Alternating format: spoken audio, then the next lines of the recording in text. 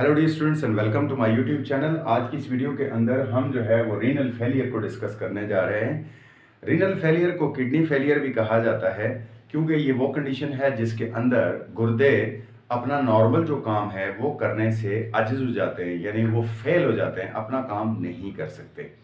गुर्दों का नॉर्मल काम हमें पता है कि ब्लड में से वेस्ट प्रोडक्ट्स को रिमूव करना है, लेकिन जब गुर्दे ब्लड में से वेस्ट प्रोडक्ट को रिमूव न कर सकें, अपना काम छोड़ दें, तो हम उनके लिए टर्म यूज करते हैं कि किडनी फेलियर हो गया है या रीनल फेलियर हो गया है। तो आइए देखते हैं जनाब। It is also known as the kidney failures and it is a condition in which kidney fail to remove waste products from the blood. जैसे मैंने आपको बता दिया, इसको किडनी फेलियर भी कहते हैं। ये एक ऐसी कंडीशन है जिसमें गुर्दे अपना नॉर्मल काम करना छोड़ देते हैं और वो ब्लड में से वेस्ट प्रोडक्ट को रिमूव नहीं कर सकते। साइन एंड सिम्टम की बात करते हैं जनाब, क्या कौन सी अलामत जाहिर होंगी, एक आदमी को कैसे पता चलेगा कि उसके गुर्दे जो है वो काम छोड़ गए हैं।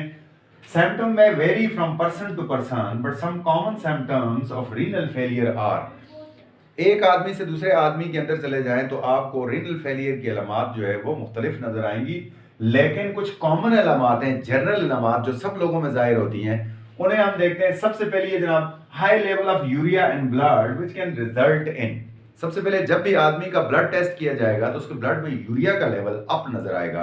और याद रखिएगा, जब ब्लड में यूरिया का लेवल अप हो जाता है तो बॉडी में बहुत सारे प्रॉब्लम सामने आते हैं। उन प्रॉब्लम में से पहला है जनाब vomiting, diarrhoea, nausea. Vomiting, diarrhoea, nausea से मुराद ये है कि आदमी को उल्टियां आने लगती हैं, अबकाइयां आने लगती हैं। इसके अलावा डायरिया यानी मोशन लग जाते हैं, उसके साथ साथ नोजिया, बार बार अबकाइयां आती हैं। और उससे क्या हो जाता है, अगर ऐसा हो जाए तो डिहाइड्रेशन हो जाता है, यानी बॉडी में पानी की कमी हो जाती है। और डिहाइड्रेशन खुद एक खतरनाक कंडीशन है किडनी फेलियर और दूसरे बॉडी के ऑर्गन्स के लिए भी। उसके अलावा वेट लॉस हो जाता है डेफिनेटली। अगर बहुत ज्यादा वोमिटिंग हो गया, डायरिया हो गया, तो आदमी का वजन गिर जाएगा, वेट लॉस हो जाएगा। ब्लड इन यूरिन, पेशाब के अंदर जो है वो खून आने लगेगा। एंड नॉक्टर्नल यूरिनेशन, रात को यूरिन का बार बार आना, पेशाब रात के वक्त मरीज बार बार उठकर जो है वो पेशाब के लिए जाता है, इसको हम नॉक्टर्नल यूरिनेशन कहते हैं, यानी रात को यूरिन आना। इरेगुलर यूरिनेशन, पेशाब रेगुलर नहीं होता, कभी बहुत ज्यादा और बड़ी मिकदार में आ जाता है और कभी बिल्कुल लो फ्रीक्वेंटली आता है, यूरिनेशन होता है, यानी काफी लंबे अरसे के बाद थोड़ा सा यूरिन पास होता है और वो भी डार्क रेड कलर का होता है, क्योंकि उसके अंदर ब्लड की अमेजिश हो चुकी होती है, उसमें खून शामिल हो चुका है रीनल फेलियर की वजह से। राइट, तो ये है जनाब कुछ चंद अलामत उसकी, जिसकी वजह से अंदाजा लगाया जा सकता है कि ये किडनी फेलियर का केस हो सकता है। अब इसकी दो बड़ी टाइप्स हैं जी। There are two main types of renal failure. एक है एक्यूट रीनल फेलियर, एक है क्रॉनिक रीनल फेलियर। जैसे उनके नाम से जाहिर है, एक्यूट का मतलब होता है अभी अभी सडन वाकया हो जाना, और क्रॉनिक का मतलब होता है कहीं दूर से आस्ता आस्ता आस्ता आस्ता चलते हुए आखिर में उसकी अलामत का जाहिर हो जाना। ये क्रॉनिक स्टेज कहलाती है। एक्यूट की बात करते हैं, acute renal failure it occurs when a kidney suddenly stop working. जब एक गुर्दा अचानक काम छोड़ देता है तो उसको हम क्या कहते हैं, एक्यूट रीनल फेलियर कहते हैं। It develop in short time, in few hours और इन फ्यू डेज। इसको डेवलप होने के लिए चंद घंटे या एक आध दिन लग जाता है, फ्यू डेज लग जाते हैं, उसमें ये जो है एक्यूट रीनल फेलियर सामने आ जाता है। किन लोगों में ज्यादा होता है, it is more common in the people which are already hospitalised. वो लोग जो पहले ही अस्पताल में किसी और बीमारी की वजह से बेड पर हैं लंबे अरसे से, उनके गुर्दे अचानक काम छोड़ सकते हैं। इसके अलावा it may be normally it is fatal and need more care and treatment. ये बहुत खतरनाक होता है क्योंकि लोग ऑलरेडी, आदमी बेड पर है, दूसरी बीमारी की वजह से उसकी इम्यूनिटी कमजोर हो चुकी है, ऊपर से गुर्दे काम छोड़ दें तो ये फैटल होता है। फैटल मीन मौत का बायस बन जाता है। लेकिन कहीं कभी रिवर्सिबल होता है, अगर मरीज की हेल्थ थोड़ी बेहतर है और प्रॉपर ट्रीटमेंट टाइम पर उसकी क्योर की गई है, तो ऐसी सूरत में ये पॉसिबल है कि वो रिवर्सिबल हो जाए, वो ठीक हो जाए।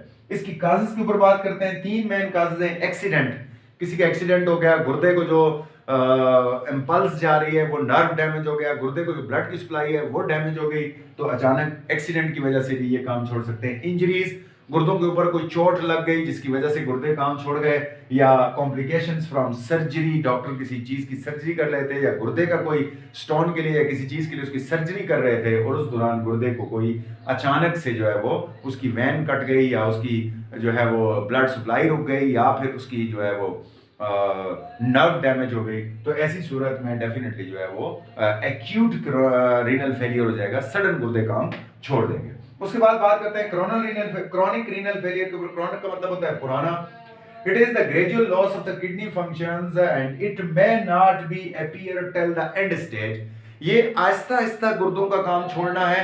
मसलन कुछ नेफ्रॉन काम छोड़ते हैं, फिर आहिस्ता आहिस्ता जो है उन नेफ्रॉन की वजह से जो है आहिस्ता आहिस्ता आहिस्ता आहिस्ता आहिस्ता ग्रेजुअली गिरद गुर्दे जो है वो अपना काम छोड़ देते हैं, और मैं भी इसका पता नहीं चलता है, क्योंकि आहिस्ता आहिस्ता काम रिड्यूस होता है और एंड स्टेज सामने आ जाती है, अचानक जो है वो पता चलता है कि जी गुर्दे काम छोड़ गए। It can lead to the stage renal disease, यानी last end stage renal disease, ESRD और यूरेमिया। ये एंड स्टेज रीनल डिजीज एक होती है जिसके अंदर गुर्दे आखिरी स्टेज पर होते हैं, काम छोड़ देते हैं। उस सूरत में इस क्रोनिक की वजह से वो कंडीशन जब सामने आती है तो फिर उसको क्योर करना बड़ा मसला होता है। इससे यूरेमिया भी हो जाता है, यानी ब्लड में यूरिन आने लगता है। काजेस की बात करते हैं। Some common causes of chronic renal failures are, कुछ इसकी जो काजेस हैं क्रोनिक रीनल फेलियर की, उसमें पहली है जनाब डायबिटीज मेलाइटिस, यानी शुगर की वजह से जो लंबे अरसे तक गुर्दे बर्दाश्त करते रहते हैं लेकिन एंड पे जाकर वो काम छोड़ देते हैं। इसके अलावा long terms and uncontrollable hypertension, high blood pressure गुर्दों को बर्दाश्त करना पड़ता है, करते करते करते उसके नेफ्रॉन डैमेज होते रहते हैं, और नेफ्रॉन के डैमेज होने की वजह से एंड स्टेज के ऊपर गुर्दे काम छोड़ देते हैं। इसके अलावा ड्रग्स ओवरडोजेस, मेडिसिन की बहुत ज्यादा ओवरडोज यूज करना, use of anti inflammatory drugs and other analgesic medicine for long term. ये जो एलर्जी के लिए लोग, इन्फ्लेमेशन के लिए बहुत लंबे अरसे तक जो लोग दवाइयां इस्तेमाल करते हैं, तो उनके गुर्दे भी उन दवाइयों को फिल्टर कर कर करके गुर्दों के नेफ्रॉन आहिस्ता आहिस्ता आहिस्ता आहिस्ता डैमेज होते रहते हैं, और करते करते उनकी तादाद कम होती रहती है और एंड पर वो काम करना छोड़ देते हैं। आखिरी है जनाब, थोड़ी सी बात करते हैं इसके ट्रीटमेंट के ऊपर।